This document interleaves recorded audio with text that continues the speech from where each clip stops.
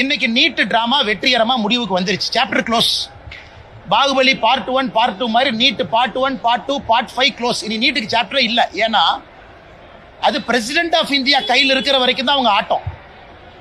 கவர்னருக்கு அனுப்பிச்சேன், கவர்னர் அனுப்பல. President of India அனுப்பிச்சேன், ஜனாதிபதி சும்மாவே வச்சிருக்கிறாங்க. இன்னைக்கு ஜனாதிபதி அவர்கள் நிராகரிச்சு திருப்பி அனுப்பிட்டாங்க. அதாவது நீங்க சொல்லி இருக்கக்கூடிய விஷயத்தை நாங்க ஏற்றுக்க மாட்டோம், நீங்க சொல்லி இருக்கக்கூடிய காரணங்களையும் ஏத்துக்க மாட்டோம். நீட் இந்திய மக்களுக்கு, தமிழக குழந்தைகளுக்கு நல்லதுன்னு பிரசிடென்ட் அவங்க திமுக அசம்பிளியில போட்ட ரெசல்யூஷனை நிராகரிச்சு திரும்ப பதில் கடிதம் அதிகாரப்பூர்வமாக முதலமைச்சருக்கு போட்டார். முதலமைச்சரனுடைய நீட் நாடகம் அதிகாரப்பூர்வமாக முடிவுக்கு வந்துருச்சு. அவர் புதிய நாடகத்தை தொடங்க வேண்டும் என்று அன்போடு கேட்டுக்கிறேன். அந்த புதிய நாடகத்திற்கு அனைத்து கட்சி கூட்டம் ஒரு டிராமா பண்ணுவாரு, அதுக்கு எல்லாத்தையும் கூப்பிடுவாரு. வழக்கமா அடுத்து நான் முதலமைச்சரை சேலஞ்ச் பண்றேன், சுப்ரீம் கோர்ட்டுக்கு போங்க. இதுக்கு தான் நான் காத்துக்கிட்டு இருந்தேன். ஜனாதிபதி அவங்க ரிஜெக்ட் பண்ணணும், வேற எந்த வாய்ப்பும் இருக்கக்கூடாது. உங்களுக்கு இருக்கக்கூடிய ஒரே ஒரு வாய்ப்பு சுப்ரீம் கோர்ட். ஆனா சுப்ரீம் கோர்ட்டுக்கு மட்டும் போக மாட்டாங்க. ஏன்னா நீட்டு வந்ததே சுப்ரீம் கோர்ட் மூலமாகத்தான். நீட்டு வந்ததே சுப்ரீம் கோர்ட் மூலமாகத்தான். இன்னைக்கு இந்த பார்ட்டிகள்லாம் 9ஆம் தேதி 8ஆம் தேதி எப்ப மீட்டிங் கூப்பிடுறாங்களோ, சுப்ரீம் கோர்ட்டுக்கு போகாம சைனாக்கு போலாமா, ஜப்பானுக்கு போலாமா, ரஷ்யாவுக்கு போலாமான்னு இந்த மீட்டிங் நடக்கும். தைரியம் இருந்தா சுப்ரீம் கோர்ட்டுக்கு போங்க. சுப்ரீம் கோர்ட்லயும் ரிஜெக்ட் ஆகி வரட்டும். குழந்தைகளுக்கு ஒரே மனநிலையோடு, சமமான மனநிலையோடு படிக்க ஆரம்பிக்கல. நீட்டுக்கு வர்றதுக்கு கொஞ்ச நாளைக்கு முன்னாடி எல்லாம் இதே டிராமா டிராமா டிராமா. இங்க தலைவர்கள் யாரும் போட்டி போடுவதில்லைனே. பாரதிய ஜனதா கட்சியில தலைவர்களுக்கு போட்டி எல்லாம் கிடையாது. எல்லாரும் சேர்ந்து ஒரு தலைவரை தேர்ந்தெடுப்போம், அவ்வளவுதான். இதுல போட்டி எங்க வந்துச்சு? அதனாலதான் தலைவர் போட்டியில் நான் இல்லைன்னு சொன்னேன். தலைவருக்கு மற்ற கட்சி மாதிரி 50 பேர் போய் 50 பேர் போய் தலைவர் கட்சிக்காக நாமினேஷன் கொடுத்து அது ஓட்டெடுப்பு நடத்தி அப்படிலாம் கிடையாதுங்கண்ணே. எல்லோரும் சேர்ந்து ஏக மனதோடு ஒரு மனதோடு ஒரு தலைவரை தேர்ந்தெடுப்போம். அப்ப போட்டி எங்கிருந்து வருதுங்கண்ணா? தோட்டத்துக்கு போய் மேடம் நீங்க ஜேர்னலிஸ்டா? ஐயோ வேண்டாம்.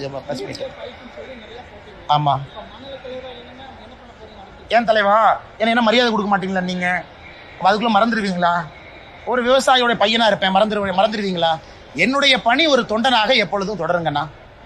கரப்ஷனுக்கு எதிராக வந்தவன் நான். அதுல சமரசம் கிடையாது. யாராக இருந்தாலும் சமரசம் இல்லை. ஒரு நாள் இல்லைன்னா ஒரு நாள் தமிழ்நாட்டில் நல்ல ஒரு ஆட்சியை கொண்டு வருவதற்கான முயற்சி தொடரும். இந்த நேரத்தில் தேசிய கட்சியா இருக்கிறோம், பல விஷயத்தை பார்க்கணும். 2026 தேர்தல் தமிழ்நாட்டுக்கு முக்கியம், மக்களுக்கு முக்கியம். மக்கள் திரும்ப 5 வருஷம் இதே திமுக கொடுமையில மக்கள் மறுபடியும் 5 வருஷம் மாட்டணுமா? அதையெல்லாம் பார்க்க வேண்டிய கட்டாயம் இருக்கு. ஒரு தொண்டனாக கட்சி சொல்ற பணியை பாடி செஞ்சுட்டு போறாலும் ஒன்றும் பிரச்சனை இல்லைங்கண்ணா. வேறங்க அதெல்லாம் பேசுவோம் தலைவா. அதை ஏற்கனவே சொல்லிட்டேன், எல்லாம் பேசுவோம். தலைவர் தேர்தலுக்கு அப்புறம் பேசுவோம். சொல்லுங்கண்ணே. அந்த கேள்வி கேளுங்கண்ணே, முக்கியமான கேள்வி.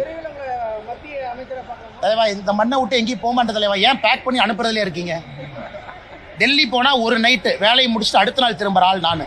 அதனால எதுவும் கவலைப்படாதீங்கன்னா இங்க தான் உங்க முன்னாடி சுத்திட்டு இருப்பேன். ஆனா டாஸ்மார்க் வழக்கு நல்லா கேட்டீங்க, நல்ல கேள்வி அண்ணே.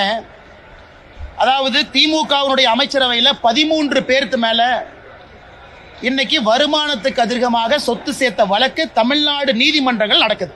டிஸ்ட்ரிக்ட் கோர்ட்ல, ஹை கோர்ட்ல நடக்குது. 13 அமைச்சர்கள் 35 பேர்த்துல வருமானத்துக்கு அதிகமாக சொத்து சேர்த்த வழக்கு. இதை கேட்கலாமே முதலமைச்சர், பக்கத்து மாநிலத்துக்கு டிரான்ஸ்பர் பண்ணலான்னு. எப்படி இதெல்லாம் கேட்காம டாஸ்மார்க் வழக்கை மட்டும் பக்கத்து மாநிலத்துக்கு மாத்தணுமா? என்ன டிராமா பாருங்க. இவங்க தான் குதிச்சு ஹைகோர்ட்டுக்கு போனாங்க. இவங்க தான் குதிச்சு ஹைகோர்ட்ல ஸ்டே கேட்டாங்க. இப்ப ஹைகோர்ட்ல அமர்வு மாறிய பிறகு, அமர்வு நீதிபதிகள் மாறிய பிறகு இன்னைக்கு முதலமைச்சர் தலைமையில் இருக்கக்கூடிய இந்த குரூப் என்ன பண்ணுது? ஐயோ சுப்ரீம் கோர்ட்டுக்கு போயிருக்கிறாங்க. எனக்கு ஐயோ இந்த டாஸ்மார்க் வழக்க பக்கத்து மாநிலத்துக்கு மாத்துங்க. நான் முதலமைச்சர் கேட்கிறேன், ஐயா 13 அமைச்சர்கள் மீது வருமானத்துக்கு அதிகமாக சொத்து சேர்த்த வழக்க இதே கடிதம் போட்டு பக்கத்து மாநிலத்துக்கு அனுப்புங்க. அப்புறம் டாஸ்மார்க்கு நான் உங்களோட சேர்ந்து சப்போர்ட் பண்றேன். உங்களுக்கு ஒரு நியாயம், ஊருக்கு ஒரு நியாயம்.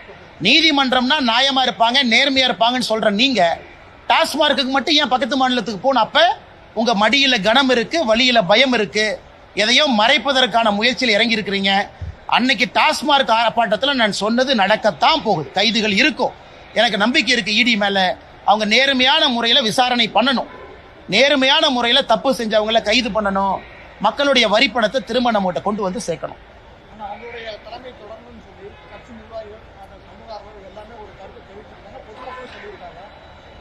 அண்ணே பேசுவோண்ணே, நேரமும் காலம் இருக்கு, பேசுவோண்ணே. தலைவா அதில் அடுத்து வந்து நல்லா பண்ணுவாங்க தலைவா. பாதகம் செய்பவரை கண்டால் நாம் பயம் கொள்ளலாகாது பாப்பா. மோதி மிதித்து விடு பாப்பா, அவர் முகத்தில் உமிழ்ந்து விடு பாப்பா. அண்மை செய்திகளை உடனுக்குடன் தெரிந்து கொள்ள இணைந்திருங்கள் எம் நாடு தொலைக்காட்சியுடன்.